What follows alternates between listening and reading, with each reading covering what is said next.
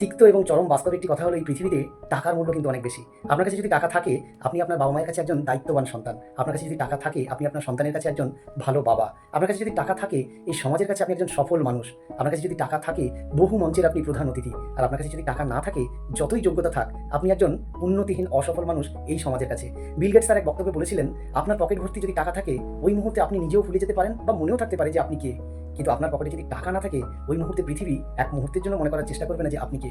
Social মিডিয়ায় আমরা একটা মেসেজ দেখি, 5 টাকার চাই যদি মাছি পড়ে আমরা চাটাকে ফেলে দিই, আর ঘিয়ের কন্টেনারে যদি মাছি পড়ে আমরা ঘিটাকে নয় মাছিটাকে ফেলে দিই। এখানেও কিন্তু একটু আমরা পরোক্ষভাবে অর্থের মূল্যটা বোঝার চেষ্টা করি। আপনি বলেন না যে আমি ঘন ঘন হারিয়ে ফেলার অভ্যেস রাখি। আপনি বলেন যে আমার হাত ঘড়িটা, ছাতাটা, আমার পেনটা হারিয়ে যায়। আপনি কিন্তু বলেন না যে ঘন ঘন আমার সোনার আংটিটা হারিয়ে যায়। আসলে দোষটা আমাদের হারিয়ে ফেলার নয়, দোষটা আমরা অর্থের মূল্যটা বুঝতে পারি। আপনি ওই ইউজ অ্যান্ড থ্রো 4 টাকা 5 টাকার পেনটা হারিয়ে ফেলেন, কিনুন তো একটা মন্ট ব্ল্যাঙ্কের 1 লক্ষ টাকার পেন।